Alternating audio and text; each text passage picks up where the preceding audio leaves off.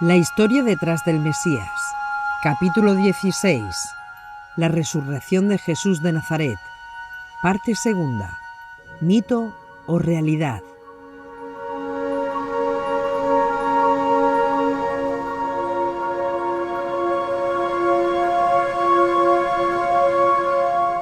Iniciamos esta serie con el propósito de compartir una historia que no ha sido contada y que revela hechos que tuvieron lugar en un tiempo muy lejano.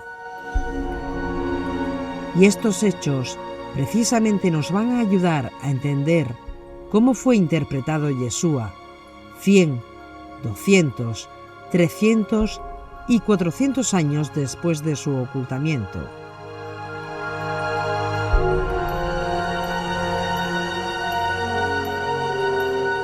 En el capítulo anterior dejamos abiertas unas preguntas que vamos a analizar, aunque estos argumentos están basados en lo ya expuesto en los capítulos previos, que son necesarios comprender para entender todo el contexto de nuestro razonamiento.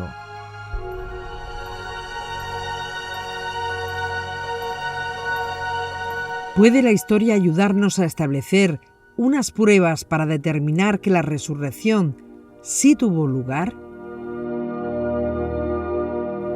¿O por el contrario, nos vemos abocados a un callejón sin salida? ¿Qué significó la muerte de Yeshua para sus estudiantes originarios? Porque muchos aparentemente piensan que la muerte de Yeshua fue para los apóstoles un paso más, una espera a que Dios lo resucitaría. Y no hay nada más alejado de la realidad. Como ya dijimos en otras ocasiones, la muerte de Yeshua fue un fiasco para los apóstoles. Fue un fracaso total, y eso explica por qué todos, menos uno, se marcharon de allí, dejando solo el honor y el cuerpo de su maestro, a quien tanto amaban.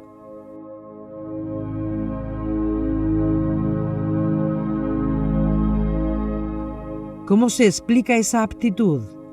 ¿Y cómo se explica la actitud posterior con la resurrección?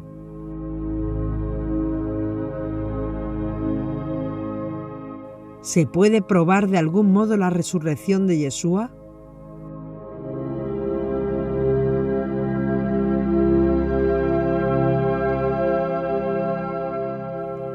Ya analizamos en profundidad que la resurrección es un asunto fundamental en la fe judía del Nazareno. En otras palabras, si quitamos el hecho de que Yeshua fue resucitado de entre los muertos para nunca más morir, y si quitamos el hecho de que la resurrección es lo que lo hace Mashiach ben David y que lo envuelve en la naturaleza divina por el milagro de la inmortalidad de la que ahora está revestido, y si quitamos el hecho de que su resurrección es lo que valida y certifica sus reclamos mesiánicos, si quitamos todo eso, el judaísmo del Nazareno no tiene sentido alguno.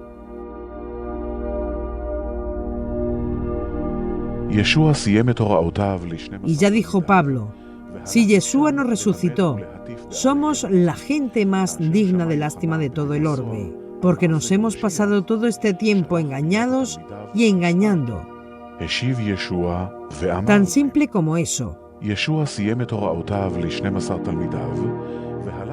Pero si la resurrección de Yeshua tuvo lugar y Dios lo levantó de entre los muertos con un cuerpo inmortal, entonces las cosas que proclaman tienen total sentido.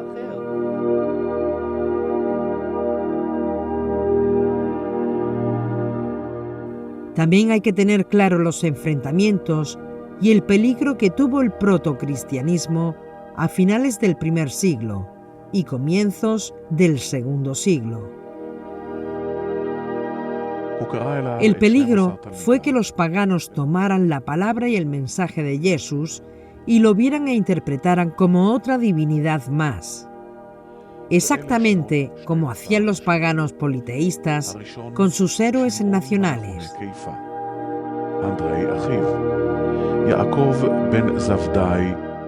La pregunta es, ¿cómo presentar a Jesús como único, diferente y superior al resto de divinidades paganas que ahora estaban en competencia con el Yeshua, predicado por los cristianos, sin que se volviera otro más de la lista que tenían los paganos?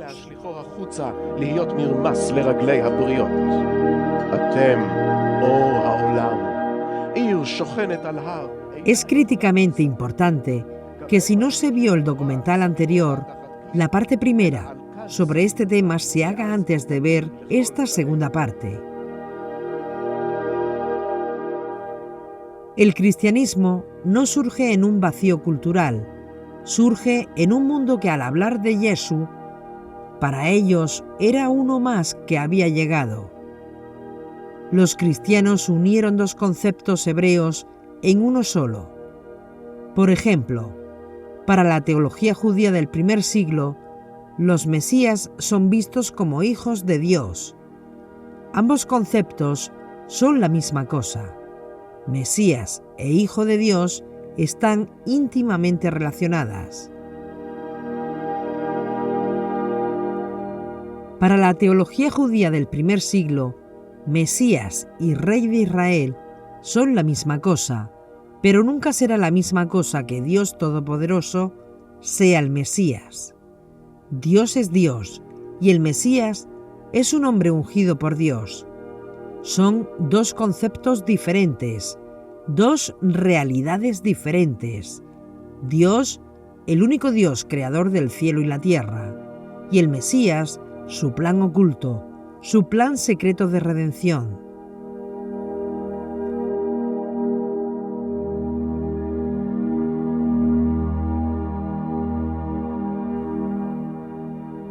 Su Mesías, escogido para establecer la edad mesiánica en la tierra. Y los cristianos unieron dos conceptos que en el judaísmo está separado. Ellos unieron Dios creador con Mesías redentor, y de esa forma, Mesías y Dios vino a ser la misma cosa para ellos. Y es de esa forma que el Mesías judío se transforma en el Dios de los cristianos.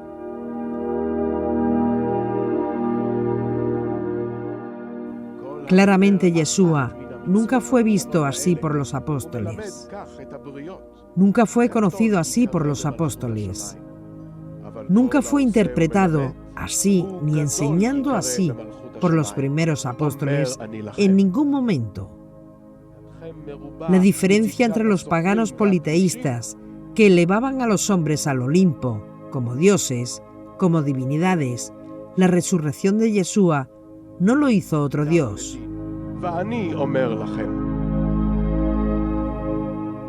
Porque para Yeshua y el judaísmo solo hay un solo Dios.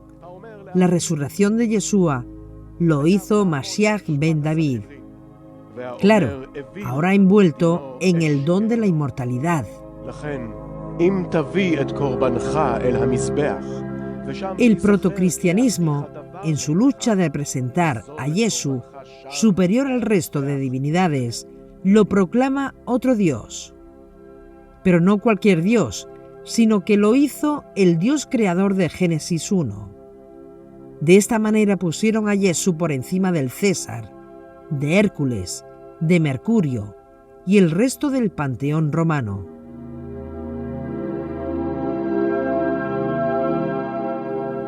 Y esto fue, en un sentido, muy bien recibido y entendido por los paganos politeístas, porque para ellos era la cosa más común.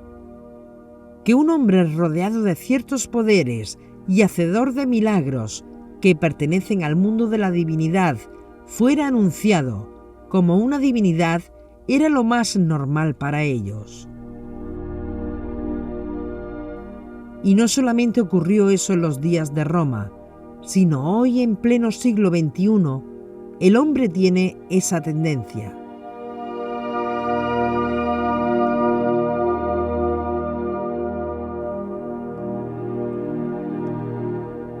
Ese protocristianismo se impuso sobre el resto y logró convertirse en lo que conocemos hoy día como cristianismo.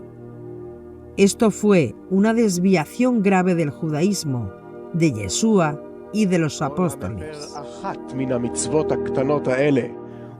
El judaísmo no tiene que convertir a ningún profeta en ninguna divinidad para explicar sus habilidades milagrosas. Desde el punto de vista de la teología judía, es posible para el ser humano experimentar poderes y habilidades extraordinarios, no porque sean dioses en forma humana, sino por ese principio que se conoce como agencia divina y que se conoce hoy día en la jurisprudencia moderna como un poder notarial, un poder jurídico.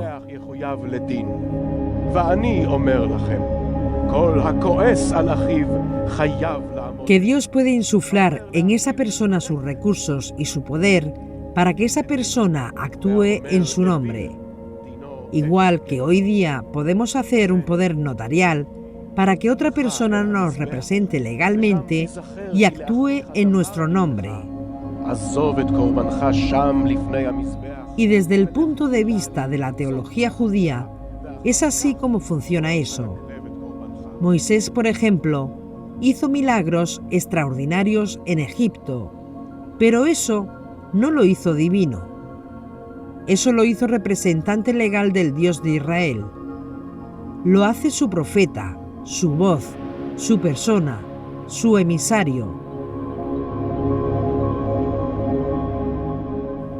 La teología judía puede decir perfectamente: Dios estaba en Moisés sacando a los hijos de Israel de Egipto. Es más, la propia Escritura afirma que Dios hizo a Moisés en forma de Dios para el faraón. Así está escrito en Éxodo, capítulo 7, en el verso 1. Ayomer Adonai Moshe, Roé, Netakitá, Elohim le paró. Le habló Dios a Moisés y le dijo: Mira, yo te he puesto como Dios para el faraón. ¿Significa eso que Moisés era divino porque Dios lo puso como Dios para el faraón? Cuando leemos en el Nuevo Testamento que Yeshua es Dios, tenemos que tener cuidado de cómo se interpreta. Si se interpreta como una mente pagana, se llega a una conclusión, y si se interpreta como una mente judía, se va a llegar a otra conclusión. Moisés fue hecho Dios para el faraón. En el judaísmo, una persona humana puede ser llamada Dios, y eso no tiene nada que ver con divinidad. Pero los cristianos de finales y comienzos del segundo siglo no lo vieron así. Ellos formaban parte de una cultura donde era imposible separar Dios de divinidad. En el judaísmo es diferente. En el judaísmo, Dios puede hacerse presente a una persona y esa persona ser vista inclusive como Dios y ser llamada Elohim, pero eso no lo hace una divinidad. Lo hace un representante de la divinidad. Lo mismo sucede con Yeshua.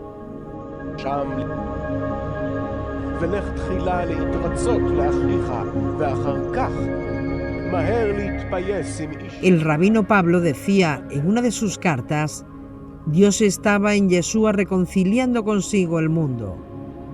Segunda de Corintios 5:19. Así como Dios estaba en Moisés sacando a los hijos de Israel de Egipto, así como el nombre de Hashem estaba en el ángel que ayudó en la primera redención. Una cosa es que Dios se haga presente o se manifieste en una persona, y otra cosa diferente es que esa persona sea Dios mismo.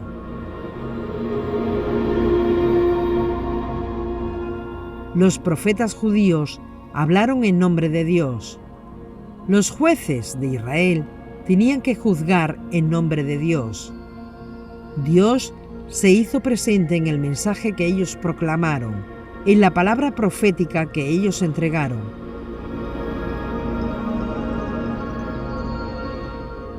Basta leer, por ejemplo, el Salmo 82, donde se afirma claramente: Dios está en medio de los dioses y en medio de los dioses juzga.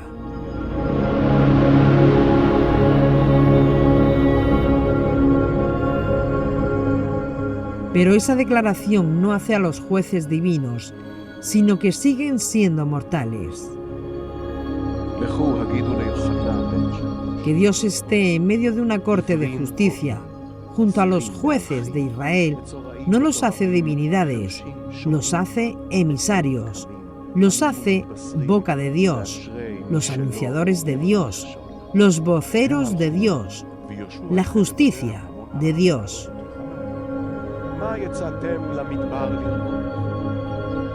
Una cosa es volverte una divinidad, que era el pensamiento de los paganos politeístas que enfrentaron los cristianos de finales del primer siglo y comienzo del segundo siglo, y otra cosa es que una persona participe de la naturaleza divina, como fue el caso de Yeshua por el milagro de la resurrección.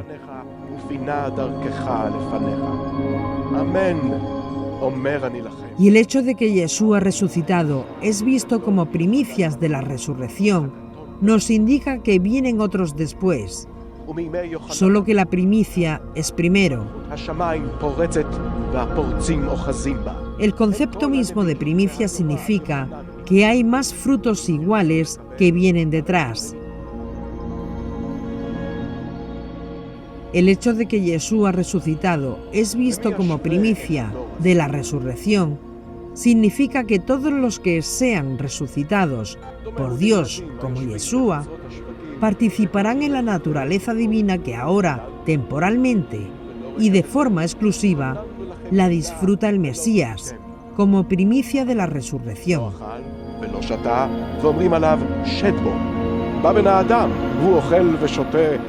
Como el primero y el único ser inmortal que existe a esta fecha de hoy día en el siglo XXI. No Moisés, no Elías Hanabí. Y de esto habla claramente una de las declaraciones apostólicas más antiguas que hay, cuando el autor de la carta de Segunda de Pedro afirma que las promesas dadas por Dios son tan grandes que por medio de ellas tenemos asegurado el camino para participar también de la naturaleza divina que ahora participa el Mesías exclusivamente en primicia.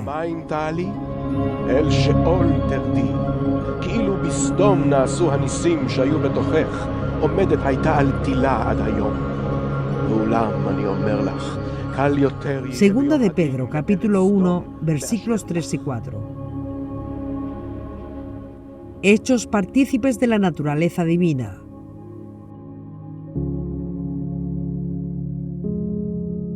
Pero porque seamos hechos partícipes de la naturaleza divina a través de la promesa de la resurrección, al estilo de resurrección que experimentó Yeshua, no te hace un Dios.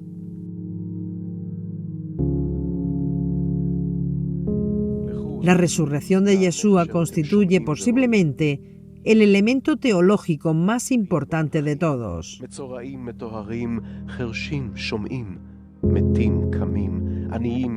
Porque no solamente lo afirma como el Mesías de Dios, el ungido por Dios, sino que lo separa completamente de los conceptos paganos de hombres que se hacen dioses o de dioses que se encarnan en hombres.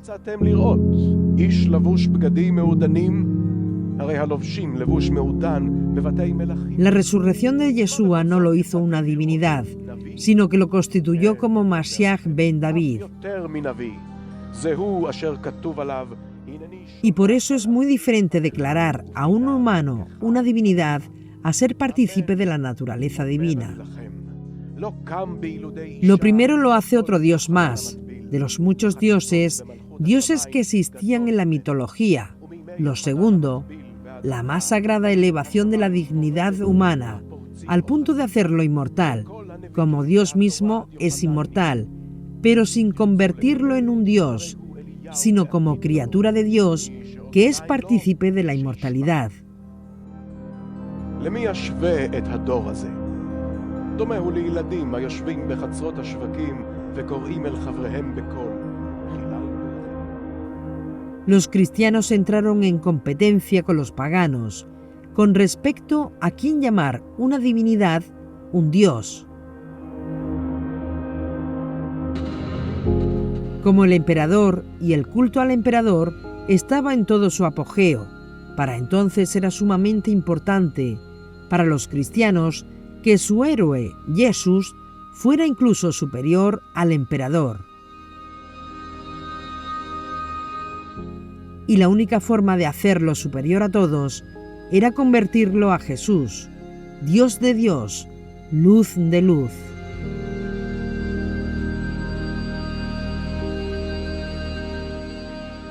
Como venimos exponiendo, lo convirtieron en el creador de todo lo que existe. Y si eso es así, ¿quién va a competir con él?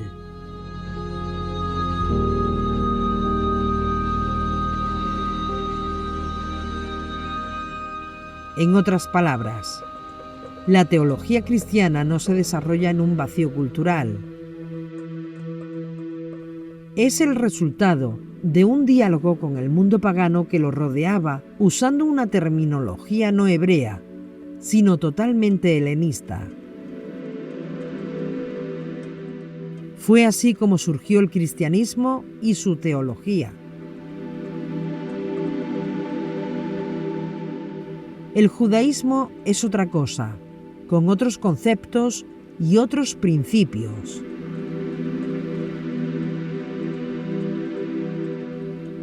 Es necesario entonces que presentemos la evidencia de la resurrección de Yeshua y el significado de esa resurrección dentro de un contexto judío, no dentro de un contexto pagano.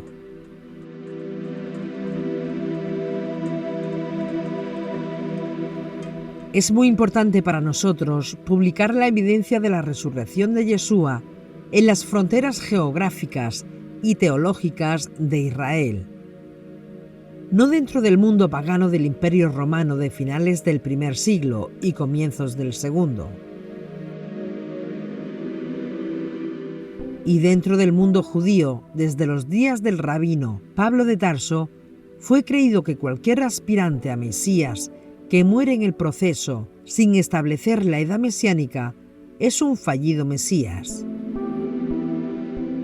Es decir, cumplía con los requisitos para ser rey de Israel, pero falló en su propósito por causa de su muerte. En el mejor de los casos, un fallido Mesías, y en el peor de los casos, puede ser considerado un falso Mesías. Y en este contexto se puede comprender por qué el rabino Pablo de Tarso escribió que si Yeshua no resucitó, somos la gente más digna de lástima de todo el mundo. Si Yeshua no resucitó, hemos perdido el tiempo siguiendo a un fallido Mesías.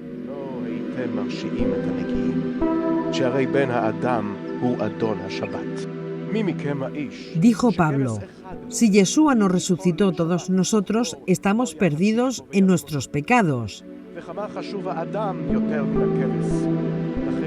Y como se podrán dar cuenta, la resurrección de Yeshua es una verdad fundamental del judaísmo del Nazareno. Y cualquier persona o grupo que forme parte del judaísmo de Yeshua parte del hecho de la resurrección de Yeshua.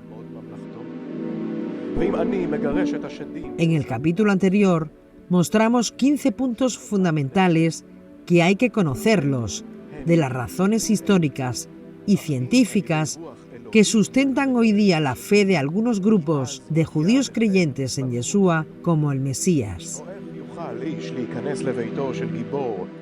Y 14 de los 15 puntos se fundamentan en la evidencia histórica de la existencia de Yeshua. Si comparamos a Yeshua con Moisés, no hay ninguna evidencia histórica de la existencia de Moisés, excepto el Tanaj. כלפי הרוח לא יסלח. כל המדבר דבר נגד בן האדם יסלח. Lo mismo de Abraham. Y sin irnos tan lejos en tiempo, tampoco hay evidencias históricas de la existencia del Rabí Akiva.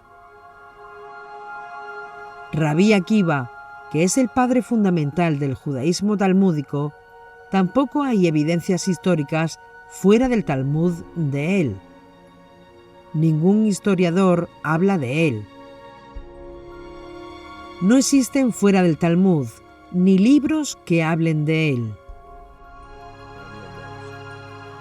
Sin embargo, es un hecho indisputable por la ciencia histórica que Yeshua sí existió históricamente, y nos encontramos con varias evidencias no solamente dentro del Nuevo Testamento, sino fuera de él.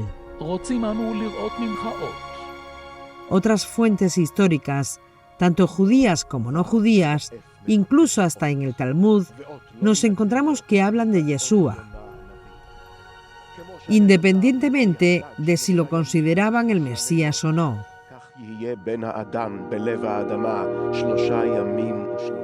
No hay un ser humano que respete los valores histórico-académicos que se atreva o crea que Yeshua no existió históricamente.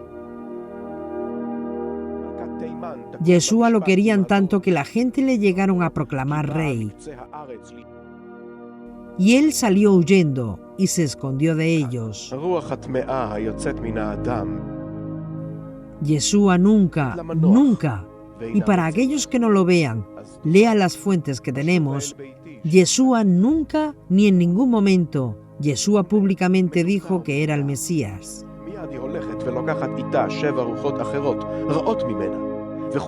En base a un estudio, podemos vislumbrar que se lo dijo a sus estudiantes en privado. En sus clases privadas, con sus discípulos les enseñó todo. Ustedes se van a sentar conmigo en este trono. Ustedes van a estar sentados en 12 tronos. Ustedes me van a ayudar a juzgar a las 12 tribus de Israel, etc. Pero en privado, no en público. ¿De dónde, cuando lo está juzgando el sumo sacerdote de su tiempo, le dice, ¿tú eres el rey? ¿Tú eres el rey de los judíos?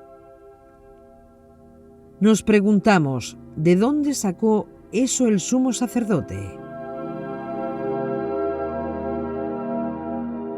Judas le pasó la información privada que le reveló a sus discípulos. Parafraseando a Judas, ustedes lo ven así, pero en privado él nos ha contado los planes que él tiene, que va a echar a los romanos, que va a acabar con esto, que va a acabar con aquello otro. Es más, ya nos mandó comprar espada para la revuelta que está preparando.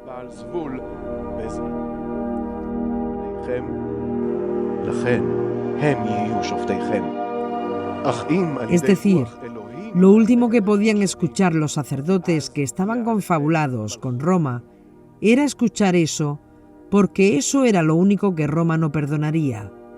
Una sublevación, una revuelta. Todos sus puestos de trabajo, todas sus posiciones políticas y sus ingresos económicos caerían y se perderían. Ustedes no saben nada. Nos conviene que un hombre muera y no que toda la nación perezca. Porque si este tipo sigue así, van a venir los romanos y van a acabar con todo esto. Mejor lo linchamos y nos lo quitamos del medio. No nos conviene.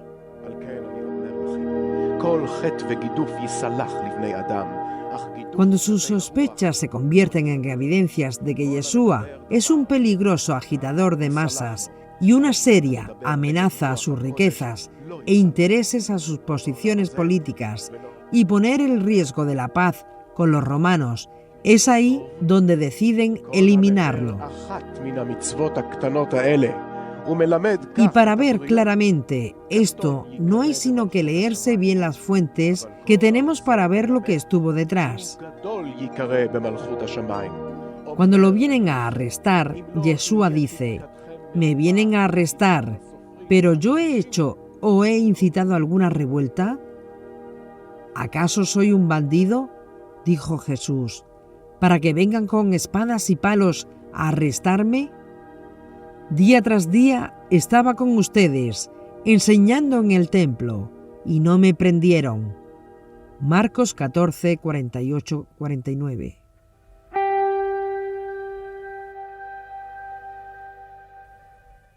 Yeshua entiende entonces que va a ser condenado a muerte y acepta su muerte bajo un principio del judaísmo, no un principio del cristianismo,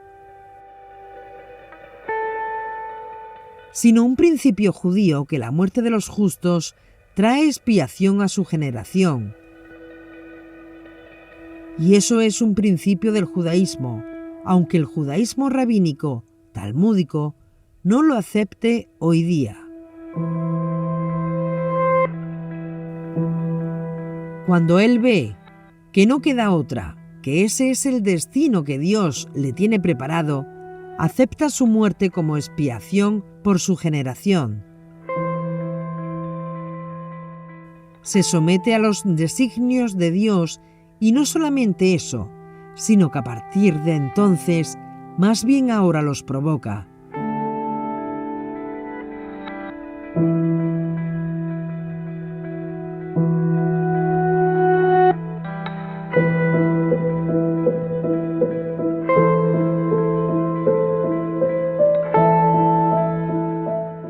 Sin renunciar a su función mesiánica del principio.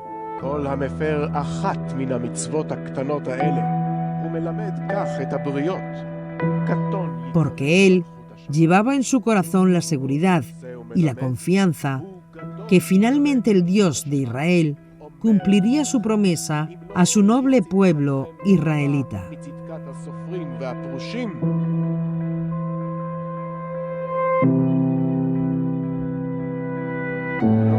De los 14 puntos que ya vimos en el capítulo pasado, que son hechos indisputables, el punto 15 queda fuera de la ciencia histórica.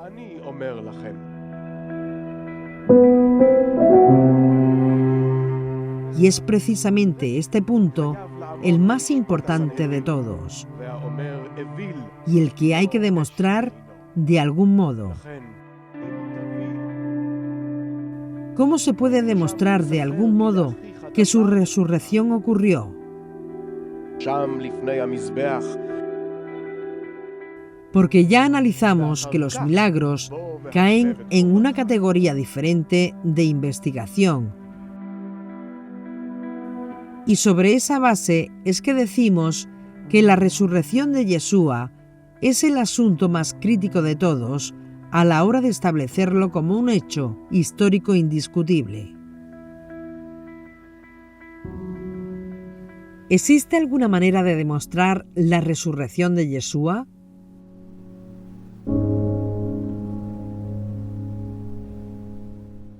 Ciertamente que sí.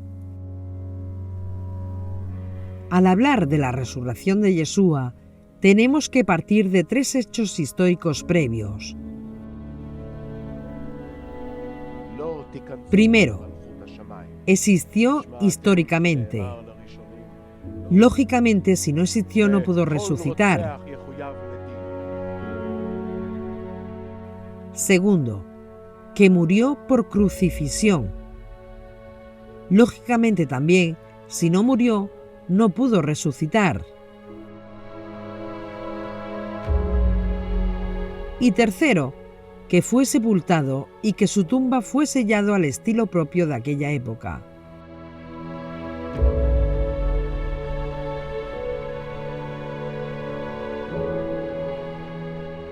Esos son los hechos. Y estas cosas que han sido demostradas históricamente y que ya dimos en capítulos pasados y cualquiera puede comprobar con los textos, dentro y fuera del Nuevo Testamento, y partiendo de esos hechos históricos probados, podemos hablar ahora de la resurrección.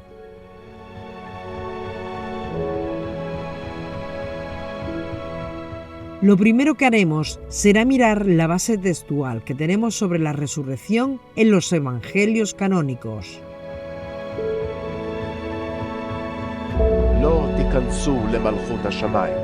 Por supuesto, leer todo eso aquí nos llevaría un tiempo enorme para un análisis completo, y por esa razón vamos a mostrar solo algunas partes. האומר לאחיו ריק חייב לעמוד למשפט הסנהדרין והאומר 16, 1 al 6. Cuando el Shabbat había terminado, Miriam de Magdala, Miriam la madre de Jacob y de Sholomit compraron especias para ir a ungir a Yeshua. Muy temprano en el primer día de la semana, enseguida después del amanecer, fueron al sepulcro. Se preguntaban una a la otra: ¿quién rodará por nosotros la piedra de la entrada del sepulcro? Entonces levantaron sus vistas y vieron que la piedra, a pesar de que era enorme, ya había sido rodada. Al entrar al sepulcro, vieron a un hombre joven, vestido de un manto blanco, sentado a la derecha, y se quedaron sin habla. Pero él dijo: no estén tan sorprendidas. Ustedes están buscando a Yeshua de Nazaret, el que fue ejecutado en la estaca. Él ha resucitado, no está aquí. Miren el lugar donde lo sepultaron.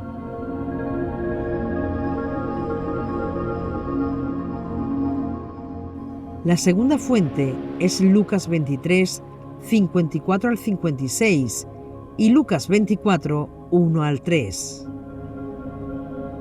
Era el día de la preparación y un Shabbat estaba por comenzar. Las mujeres que habían venido con Yeshua de Galilea le siguieron. Vieron el sepulcro y cómo su cuerpo había sido puesto. Entonces regresaron a la casa y prepararon especias aromáticas y ungüentos. En Shabbat, las mujeres descansaron en obediencia al mandamiento. Pero en el primer día de la semana, mientras todavía era muy temprano, cogieron las especias que habían preparado, fueron al sepulcro y encontraron la piedra retirada de la tumba. Al entrar, descubrieron que el cuerpo del Adón Yeshua había desaparecido. Mateo 27, 59 al 66 dice: Yosef tomó el cuerpo, lo envolvió en una sábana limpia de lino y lo acostó en su propia sepultura, que recientemente había sido cavada en una roca. Después de rodar una piedra grande, en la entrada se retiró. Miriam de Magdala y la otra Miriam se quedaron allí, sentadas en un lugar delante del sepulcro. Al día siguiente, después de la preparación, los principales Kohanim y los Perushim fueron juntos a Pilato y dijeron: Señor, nosotros nos acordamos que el engañador dijo, mientras todavía vivía: después de 3 días resucitaré. Así que ordena que el sepulcro esté seguro hasta el 3er día. De otra forma los talmidín pueden venir, robarlo y decirle a la gente: Él ha resucitado de los muertos. Y el último engaño será peor que el primero. Pilato les dijo: pueden tener su guardia, vayan y hagan que la tumba esté tan segura como puedan. Así que ellos fueron y aseguraron el sepulcro, sellándolo con una piedra y poniendo guardas a vigilar. Después del Shabbat, hacia el amanecer del primer día, Miriam de Magdala y la otra Miriam fueron a ver el sepulcro. De repente, hubo un gran terremoto, porque un ángel del Señor descendió del cielo, removió la piedra y se sentó sobre ella. Su aspecto era como un relámpago y su ropa blanca como la nieve. Los guardias se pusieron tan atemorizados de él que temblaban y se quedaron como hombres muertos. El malaj le dijo a las mujeres: «No tengan temor, yo sé que están buscando a Yeshua, el que fue ejecutado en la estaca. No está aquí, porque ha sido resucitado tal como él dijo. Vengan y miren el lugar donde yacía».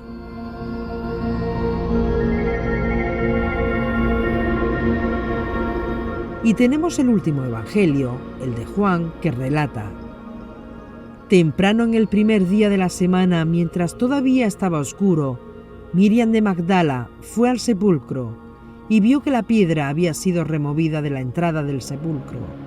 Así que vino corriendo a donde Simeón, Kefa y el otro talmid, el que Yeshua amaba mucho, y dijo a ellos: «Se han llevado al ladrón fuera del sepulcro y no sabemos dónde le han puesto». Entonces Kefa y el otro talmid corrieron al sepulcro. Los dos corrieron, pero el otro talmid corrió más deprisa que Kefa y llegó al sepulcro primero. Inclinándose, vio las sábanas de lino allí, pero no entró. Luego le seguía Simeón, Kefa, y arribó, entró en el sepulcro y vio las sábanas de la sepultura puestas allí, también la tela que había estado alrededor de su cabeza puesta allí, no con las sábanas, sino en un lugar separado aún doblada. Entonces el otro talmid, que había llegado primero al sepulcro, también entró, vio y confió. Ellos todavía no habían llegado a entender que el Tanaj enseña que el Mashiach tenía que resucitar de entre los muertos. Entonces los talmidín regresaron a la casa.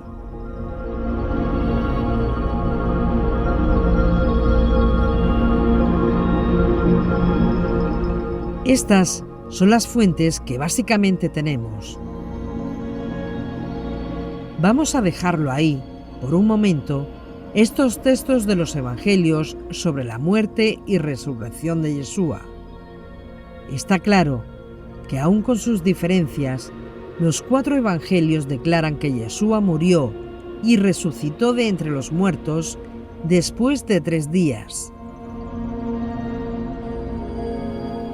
Hay discrepancias entre unas narrativas y otras, pero en este caso son detalles menores.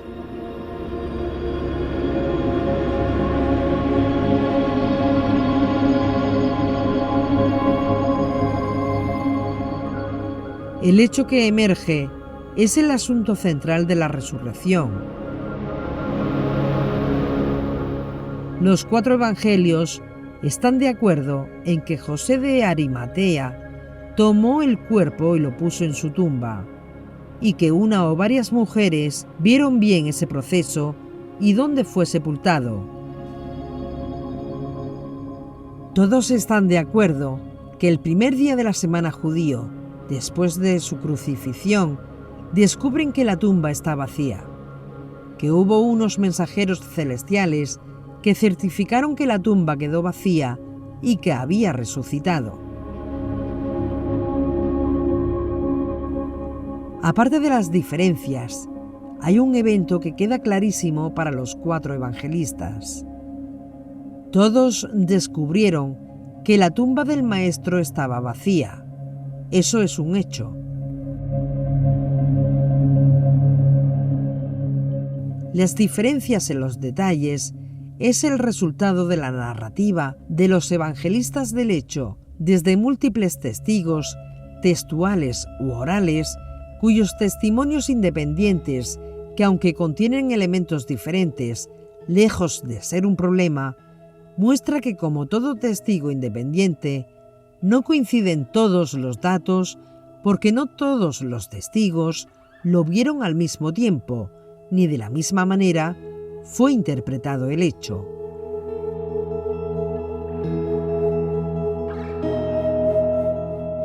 Si comparamos las evidencias de los diferentes testigos con otros hechos históricos, vamos a ver que la mayoría de las veces los hechos históricos difieren por una simple razón. no porque el hecho histórico no ocurrió, sino porque provienen de fuentes diferentes con perspectivas diferentes. Y demostrado está por la ciencia que bajo un mismo hecho, por ejemplo, un accidente de coche, un robo por un carterista, etc., visto por diferentes testigos desde perspectivas diferentes, no concuerdan todos los testimonios en todos los detalles, pero todos los testigos concuerdan que los coches chocaron o que un carterista robó a una persona, etc.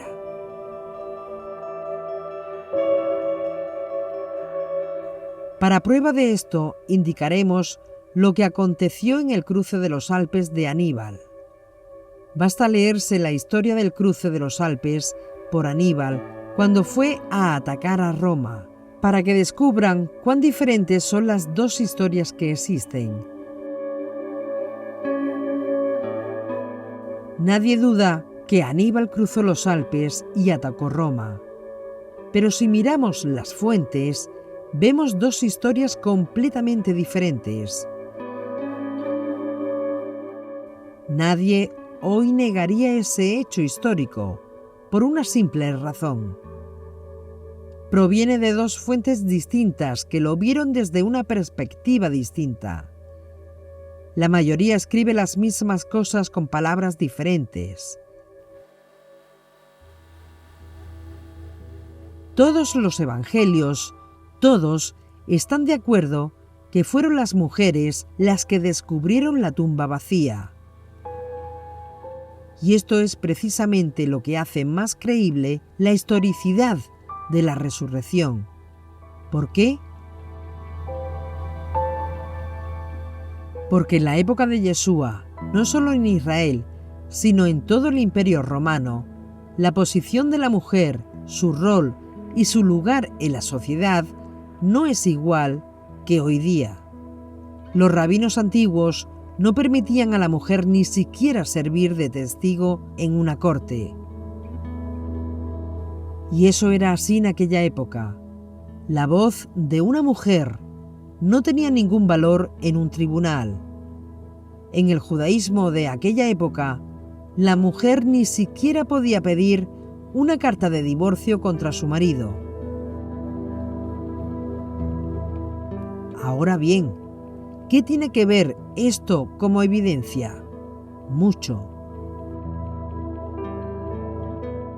El hecho de que los evangelistas incluyeron la narrativa de las mujeres como las primeras que descubrieron la tumba vacía tiene un peso histórico muy grande, porque nadie habría arriesgado la fabricación de una leyenda así poniendo a mujeres de testigos de no ser cierto.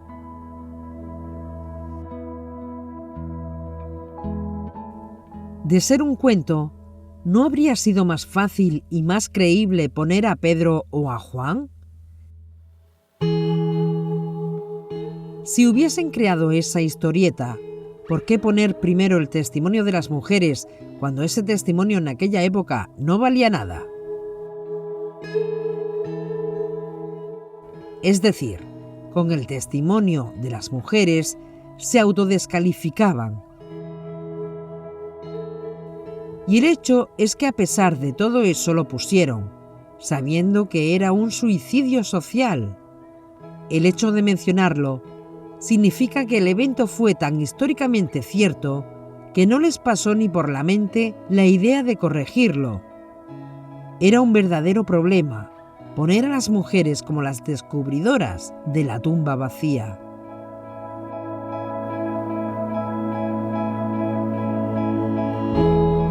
Por otro lado, las mujeres acostumbraban a ir a las tumbas para poner ungüentos aromáticos sobre el muerto. Las mujeres lo hacían y los hombres soslayaban eso por las leyes de purificación.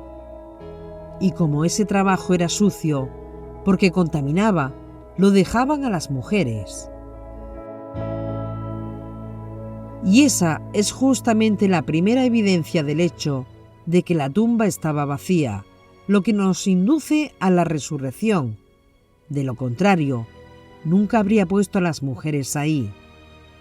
Nadie, en su sano juicio, habría puesto a las mujeres testificando de un evento tan importante, excepto que ese evento fuese tan real, tan evidente, que resultaba imposible ignorarlo.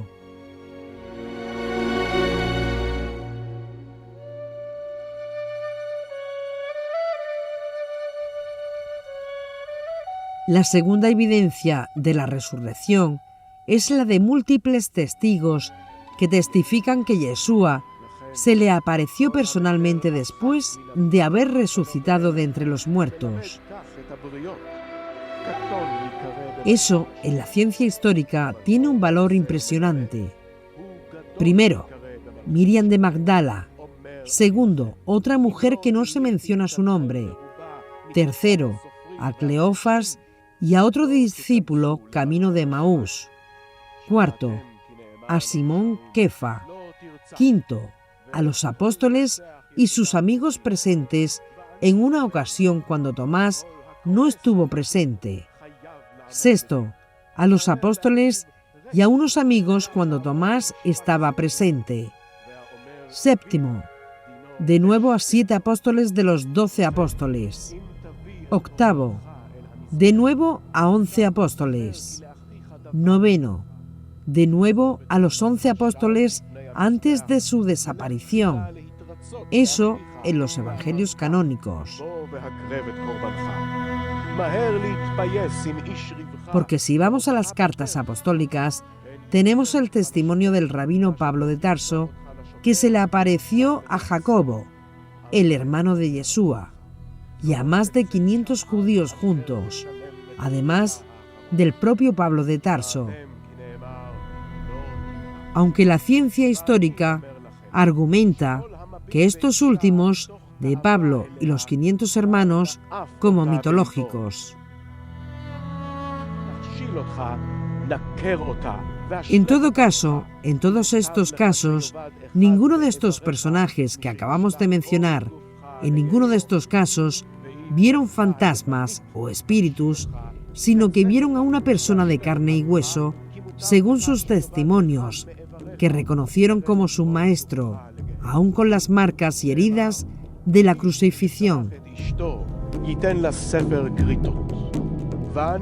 Y además de esto tenemos el testimonio de los propios apóstoles, quienes testificaron que Yeshua se les apareció vivo después de su muerte, como es el caso del testimonio que presentó Simón Kefa, Pedro, en el mismo templo de Jerusalén, en el pórtico de Salomón, cuando habló en voz alta y dijo: Dios ha levantado a este Yeshua de entre los muertos, y todos nosotros somos testigos de eso. Más adelante, si vamos a Hechos 10, Simón vuelve a testificar ante otra audiencia no judía. En Cesarea Marítima, el hecho de la resurrección. Queda claro que los estudiantes y amigos originarios de Yeshua, tanto hombres como mujeres, a una voz, testifican que Yeshua fue levantado de entre los muertos.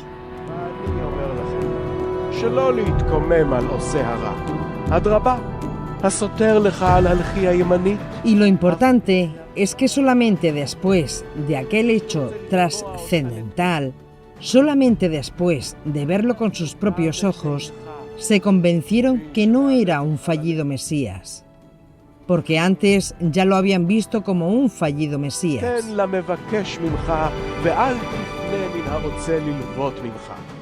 Solo después de verlo resucitado se convencieron que no era un fallido Mesías. Todas las evidencias testifican que Yeshua resucitó y que su tumba estaba vacía, y que hablaron con él, y que comieron con él. Esto no pudo ser creado para crear una leyenda. Hay quien certifica que eso pudo ser una alucinación colectiva, que Pedro pudo tener un sueño o una alucinación de Yeshua y que se lo contó al resto de los apóstoles para posteriormente llegar hasta Antioquía, donde años más tarde Pablo lo oyó y tuvo también otra alucinación.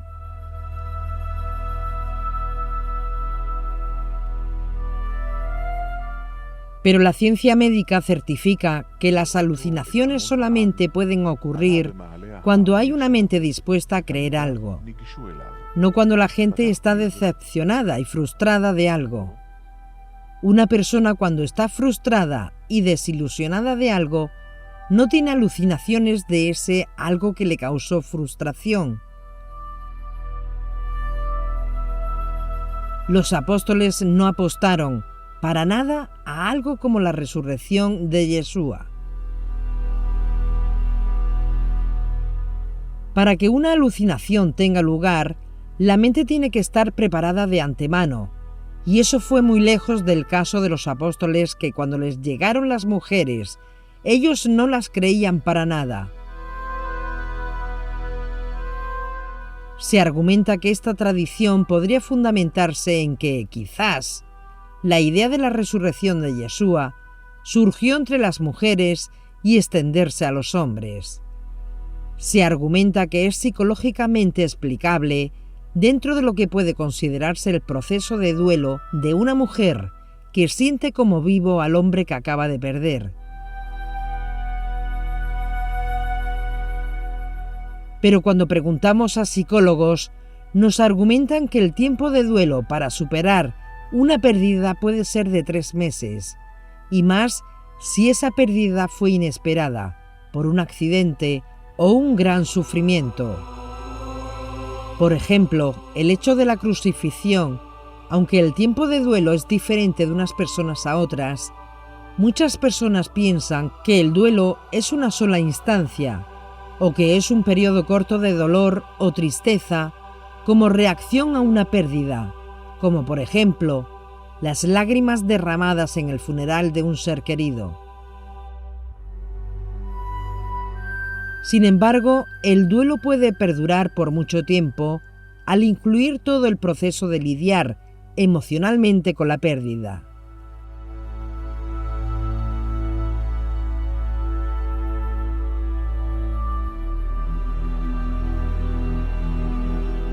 La aflicción normal nos permite eventualmente dejar ir a un ser querido y seguir adelante de una forma saludable.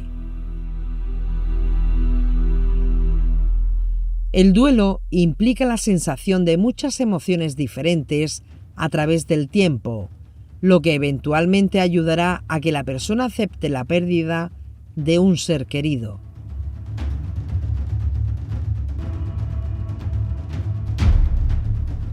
La pregunta que hicimos es si en un periodo de 3 días las mujeres o incluso los hombres pudieron experimentar la fase de duelo para eventualmente tener una alucinación.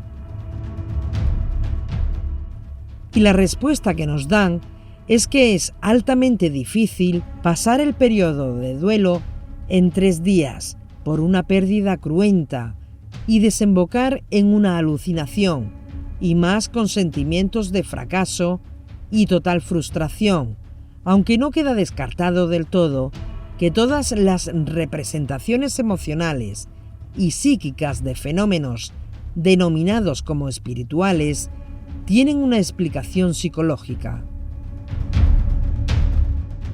American Psychiatric Association Diagnostic and Statistical Manual of Mental Disorders.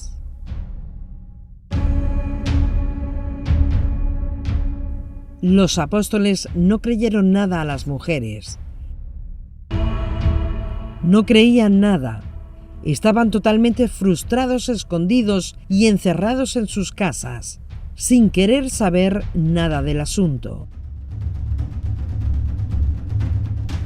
Por otro lado, si hubiese sido una alucinación, bastaba con ir a la tumba y ver si el cuerpo estaba allí o no, para convencerlos a todos de que estaban locos y delirando.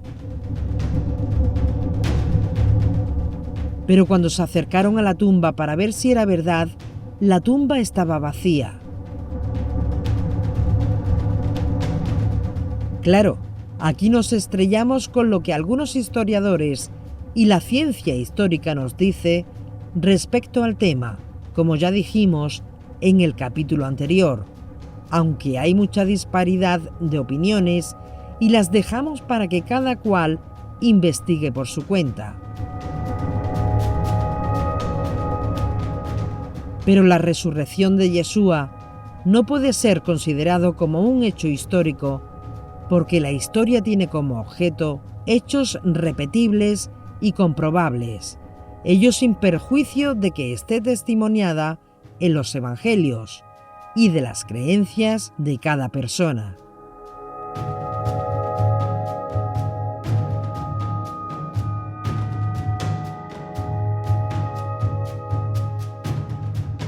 Lo que no queda claro históricamente es lo de la tumba vacía, pues según Hechos de los Apóstoles 13:29, Yeshua fue enterrado en una tumba común, aunque Lucas lo denomina monumento funerario. Además, está el hecho del relato admisible en la ciencia histórica sobre el entierro en el sepulcro del sanedrita José de Arimatea. El historiador Bart Ehrman reconoce que algunos estudiosos han argumentado que es más plausible que de hecho Jesús fue colocado en un terreno de entierro común, que en ocasiones ha pasado, o fue, como muchas otras personas crucificadas, simplemente dejada para ser comido por los animales carroñeros.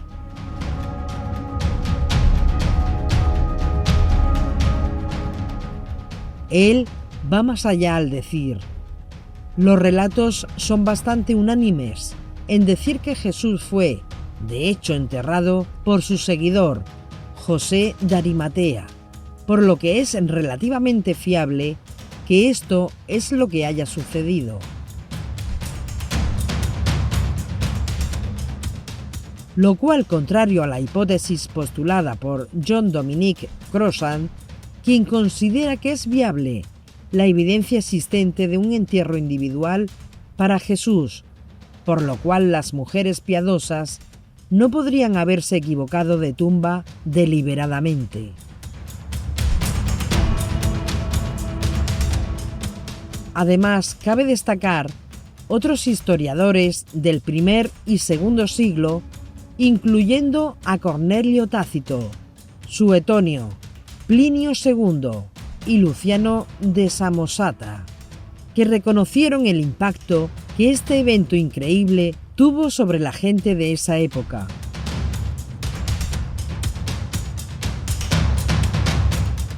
No obstante, dice la ciencia histórica, sí que se puede constatar históricamente la firme creencia de los primeros cristianos de que Yeshua, tras haber muerto crucificado, había resucitado y vivía entre ellos, lo cual echa en tierra la otra afirmación o posibilidad que se esgrima sobre el robo del cuerpo por parte de sus seguidores.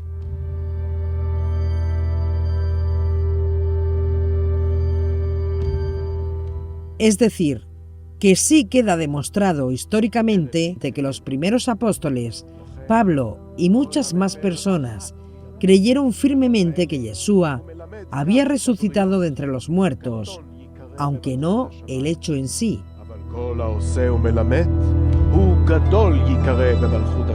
Es sobre esta base que nosotros construimos nuestro planteamiento sobre las posibles objeciones que se levantan sobre ellas, como por ejemplo las alucinaciones colectivas.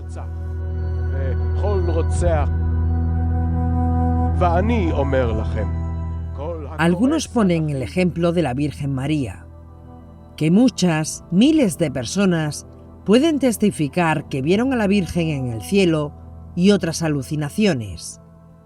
Pero la gran diferencia, como ya dijimos anteriormente, es que una mente preparada, condicionada, es decir, ya van predestinados a ver a la Virgen. Sus mentes están totalmente condicionadas y al final ven a la Virgen en sus mentes.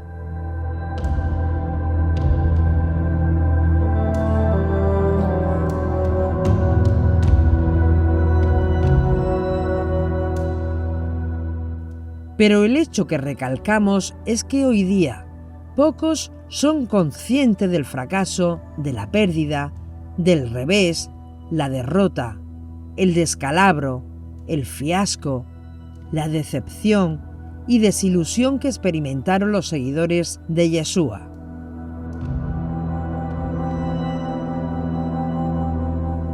Para ellos, un Mesías muerto no vale nada. Un Mesías muerto no era la primera vez que ocurría. Antes de Yeshua y después de Yeshua, se levantaron muchos diciendo que eran el Mesías. Pero una vez que murieron, todo se fue al traste, y todos los seguidores de todos los que se proclamaron ser el Mesías, que han pasado por Israel, acabaron asqueados, avergonzados por el pueblo judío.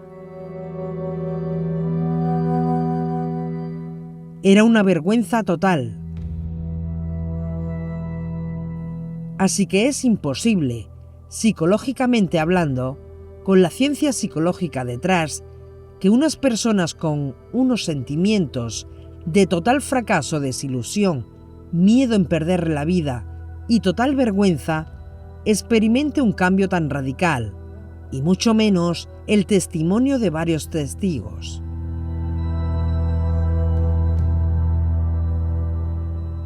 Sea como sea, este último argumento da más peso aún al hecho histórico probado de que los primeros seguidores de Yeshua creían firmemente en la resurrección de Yeshua.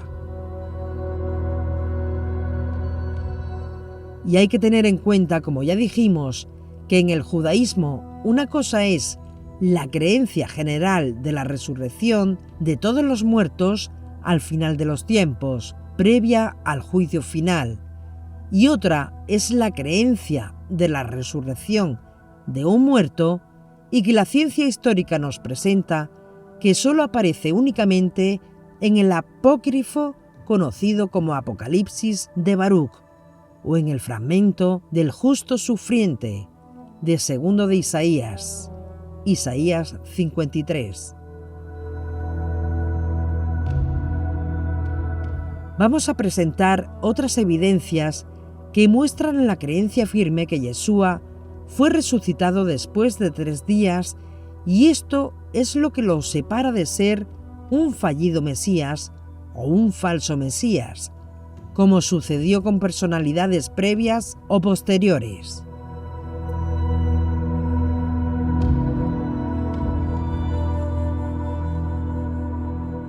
Cuando miramos las evidencias, tenemos que mirar que tengan 2 cosas fundamentales: peso histórico independiente de nuestras propias ideas, y segundo, suficiente peso para hacerlas apelantes.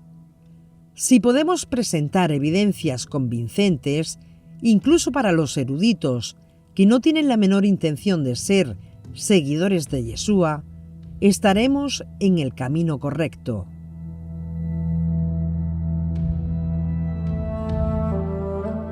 Y por eso recalcamos que tenemos la evidencia histórica de Yeshua, su vida y su muerte, a manos de los romanos, porque los romanos sabían matar y mataban bien, hecho que invalida un tanto la teoría de que no murió.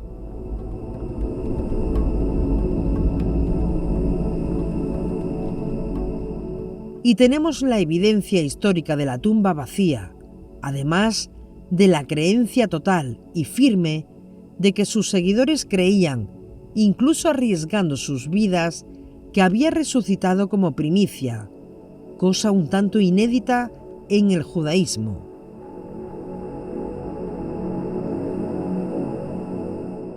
Cuando 3 días antes estaban con miedo a no ser apresados y totalmente desilusionados, avergonzados y desengañados.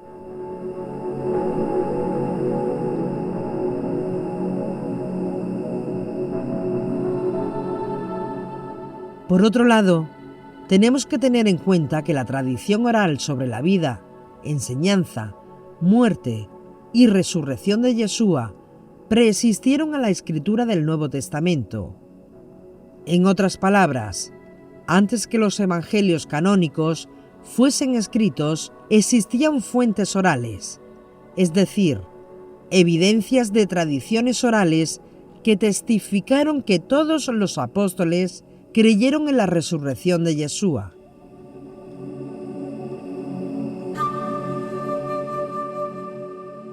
Y una de las tradiciones orales más antiguas que tenemos, como narrativas incorporadas después en los escritos apostólicos, nos cuenta acerca de este tema. El rabino Pablo de Tarso escribió sobre eso. Él recibió lo que a sí mismo les pasó.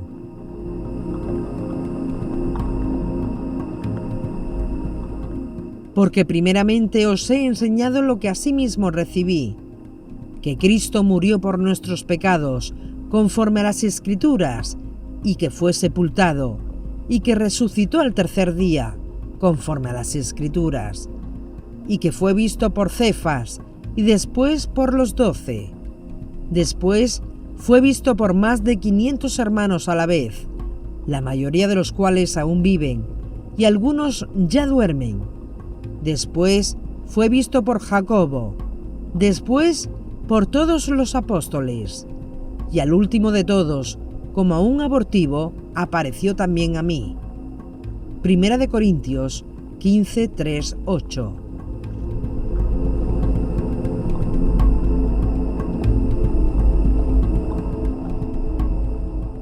Pablo también escribió: porque si creemos que Jesús murió y resucitó, así también traerá Dios con Jesús a los que durmieron en él.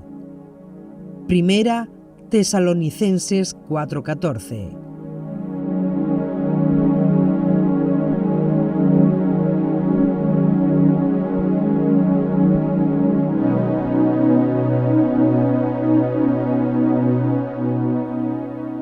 Esta primera carta de Pablo a los tesalonicenses, compuesta en el 51 después de Yeshua, transcurren solo unos 20 años entre la muerte de Yeshua y el primer testimonio escrito, afirman los historiadores, siendo el texto más antiguo que tenemos sobre la resurrección de Yeshua. Claro, no falta quien busca argumentos, coloquialmente diríamos, busca el pelo en la sopa o la quinta pata al gato. Algunos argumentan del texto de Primera de Corintios que cómo nombra a los 12 si Judas ya había muerto. ¿Pero qué ocurría? Pues que previsiblemente al grupo se les seguía llamando los 12, aunque fueran 10, porque se les llamaba los 12 aunque faltara Judas. Y nosotros hacemos hoy día esto mismo, en nuestro mundo moderno.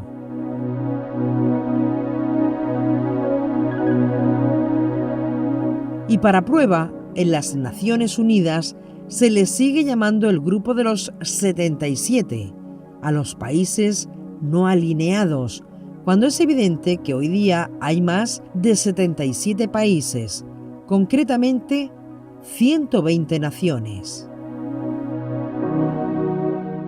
¿Por qué se les llama el grupo de los 77?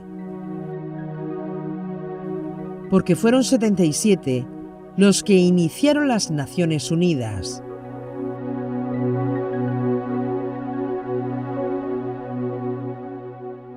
Otra cosa que no debemos pasar por alto es que Pablo no dice nada de que las mujeres fueron las primeras en ver la tumba vacía.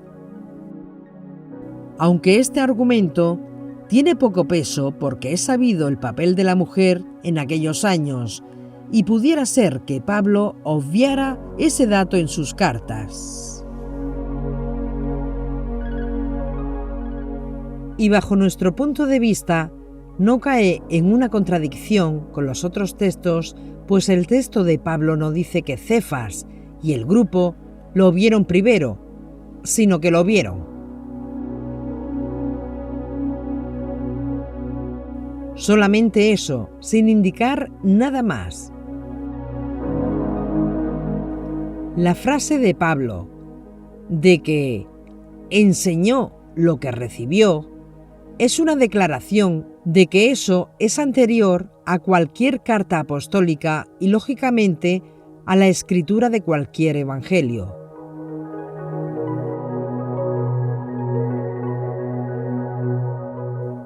Lógicamente, Pablo recibió esa enseñanza oral de los apóstoles en Jerusalén, un tiempo después de su reconocimiento de Yeshua como el Mesías. Primero, Pablo renegaba del grupo de Yeshua cuando los perseguía a muerte. Porque Pablo, hay que recordar, creía como todos que cualquier aspirante a Mesías muerto no valía nada.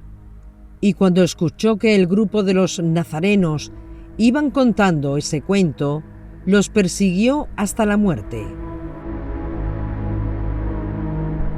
Fue en su revelación, cuando vio a Yeshua resucitado, como él cuenta, y como previsiblemente es normal, al encuentro con los 12, es plausible que le transmitieran oralmente toda la vida, obra, muerte y resurrección de Yeshua.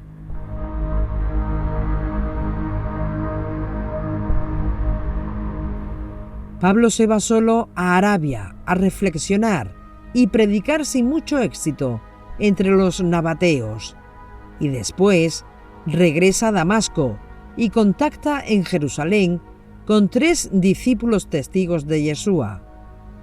Pero cuando el que me separó desde el vientre de mi madre y me llamó por su gracia, se agradó de revelar a su Hijo en mí para que lo proclamara entre los gentiles, no consulté enseguida con carne y sangre, ni fui a Jerusalén, a los que eran apóstoles antes de mí, sino que me retiré a Arabia y regresé otra vez a Damasco. Luego, después de 3 años, subí a Jerusalén a visitar a Cefas y permanecí con él 15 días, y no vi a ningún otro de los apóstoles, sino a Jacobo, el hermano del Señor. Y lo que os escribo, os aseguro delante de Dios que no miento. Gálatas 1:15 al 20.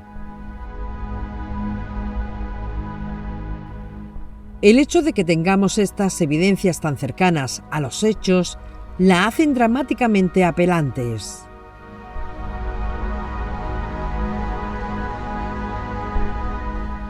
Las mejores fuentes históricas que tenemos de Alejandro el Grande, siglo IV antes de Yeshua, fueron escritos 400 años después de la muerte de Alejandro. Y por supuesto, nadie que tenga bien puesta la cabeza sobre los hombros se atrevería a dudar de la existencia histórica de Alejandro el Grande. Pero sin embargo, la historia de su existencia vino 400 años después.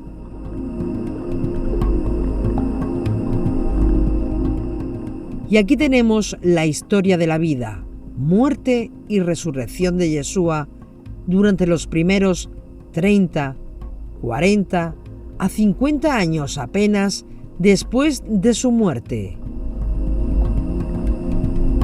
Es decir, dentro de la propia generación que vio y transmitió los hechos históricos relacionados con la existencia, muerte y resurrección de Yeshua. Todas estas voces testifican que ellos vieron a Yeshua y que estuvieron con él después de haber resucitado.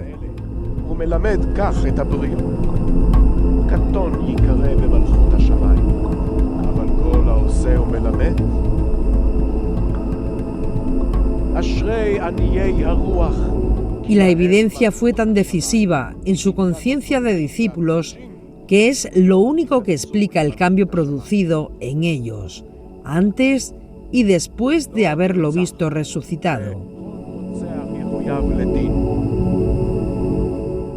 Antes de la resurrección y posterior a su muerte y entierro, en esos 3 días críticos, el estado mental de los discípulos de Yeshua era cercana al suicidio. לכן, אם תביא את קורבנך אל המזבח, Total depresión, total vergüenza, total decepción. Escondidos como ratas por miedo a la guardia del templo. Y de pronto, esa misma gente que ayer literalmente tenían un miedo atroz, ahora se enfrentan al más poderoso sistema represivo de sus días, con el amparo del ejército y del gobernador romano, todavía presente en el área, con una fuerza y un coraje que es imposible explicarlo, excepto que realmente ellos experimentaron viendo a Yeshua resucitado. Y no solamente eso, dispuesto incluso a enfrentar la persecución más horrible de sus días: cárceles, azotes, expulsiones, humillaciones públicas e incluso la muerte, por defender lo que ellos consideraron una verdad ineludible, que Yeshua había resucitado de entre los muertos. הדפו את הנביאים שהיו לפניכם. אתם מלח הארץ.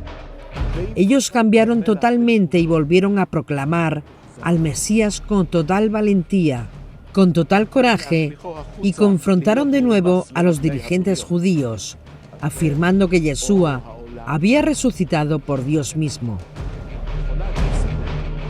גם הם מדליקים מנורה ושמים ¿Cómo se אותה. explica ese cambio de mentalidad?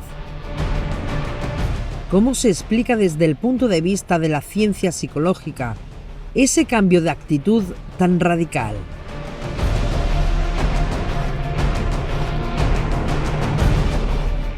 Hoy, escondidos de la guardia romana y de los dirigentes judíos y sus sicarios, y 3 días después, llenos de valor, enfrentando la guardia a ese poder imperante en su tiempo, a riesgo de su martirio.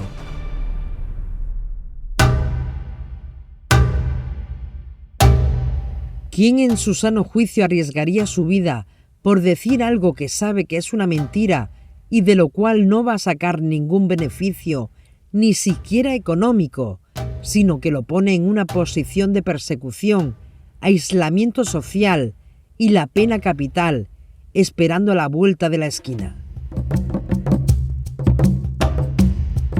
Solo si lo que ellos ahora decían realmente ocurrió, tal cambio de mentalidad y de actitud puede ser explicado. En otras palabras, tenemos evidencias firmes, a nuestro parecer, y a la de algunos historiadores, de que solo la realidad de la resurrección pudo haber transformado a un puñado de miedosos, escondidos como ratas en una vieja casa de Jerusalén, en los más aguerridos y desafiantes defensores de Yeshua y su resurrección. ¿Quién en su sano juicio estaría dispuesto a sufrir por su convicción de haber visto a Yeshua resucitado de entre los muertos si eso realmente no tuvo lugar? Ahora bien, es extremadamente medular saber que los apóstoles no creyeron que Yeshua se levantó de entre los muertos. Estaban convencidos de que lo vieron con sus propios ojos. Los apóstoles judíos no se movieron por la fe, se movieron por la convicción personal de la verdad de un encuentro real con Yeshua resucitado. הם מלכות השמיים. אשרי האבלים, כי הם Y decimos esto porque existen otras creencias donde la gente está dispuesta a morir por su fe también. ¿Qué es lo que hace diferente a uno del otro? הרחמנים, כי הם Hay una enorme diferencia. La diferencia de otros mártires y de otras fees que mueren por sus ideales. Los apóstoles no estaban plantados en el ámbito de la fe. הנרדפים בגלל הצדק. Ellos estaban plantados sobre la roca de la evidencia, del conocimiento real de los hechos, porque lo vieron, lo palparon, comieron y bebieron con él después de la resurrección. En otras palabras, Ellos no estaban dispuestos a morir porque creyeron algo que alguien les contó. Ellos estaban dispuestos a morir sobre la base de su propio conocimiento real de lo que pasó con Yeshua.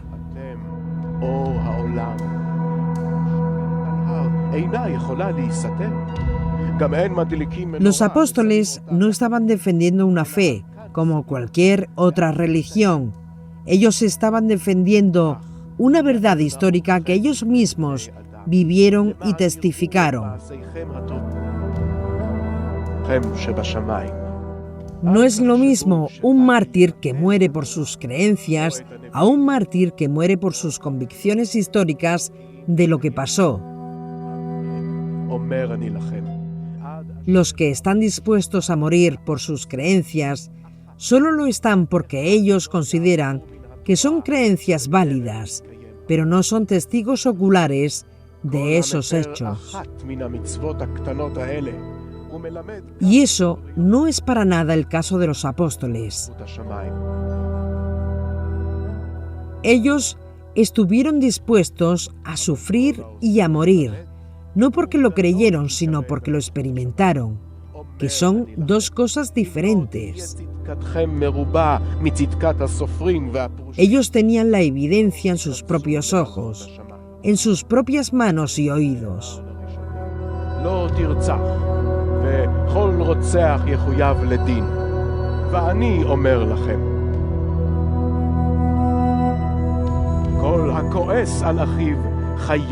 Ellos sabían que la resurrección tuvo lugar porque vieron el sepulcro vacío y porque se encontraron con el Maestro vivo después de su muerte. Es decir, ellos no siguieron una creencia o una fábula o leyenda. Seguían hechos, verdades para ellos que testificaron por sí mismos. No hay manera de explicar la conducta de los apóstoles, sino que ocurriera algo tan importante que les marcó. Y ninguna otra cosa pudo ser excepto que vieron la tumba vacía y se encontraron personalmente con él. Su convicción de la resurrección de Yeshua es un hecho histórico que nadie en su sano juicio podría cuestionar sin ser puesto al margen de la investigación académica de la historia. La evidencia está ahí y es clara, convincente e insoslayable.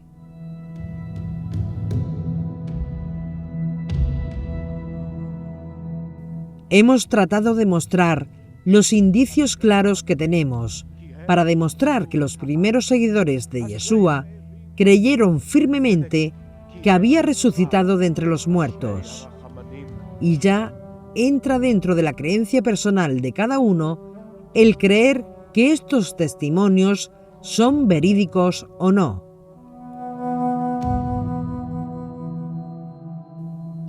Lejos está por nuestra parte martirizar a quien no piense como nosotros.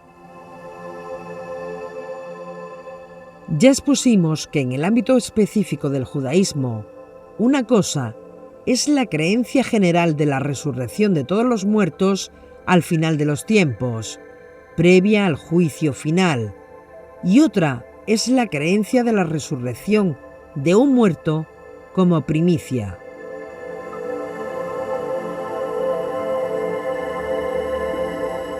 Esta idea, aunque pareciera que no, desencajó a muchos judíos que sí creían en la resurrección, pero no la de uno solo, como primicia. ¿Qué dice el judaísmo sobre la resurrección? ¿Es fundamental para el judaísmo la doctrina de la resurrección?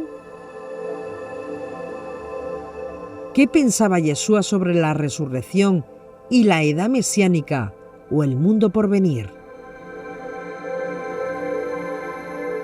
Si Yeshua resucitó primero, ¿significa que la resurrección tiene varias partes? ¿Eso es judaísmo o es un invento cristiano? En otras palabras, ¿la resurrección de los muertos viene dada en etapas? ¿Es esto bíblico?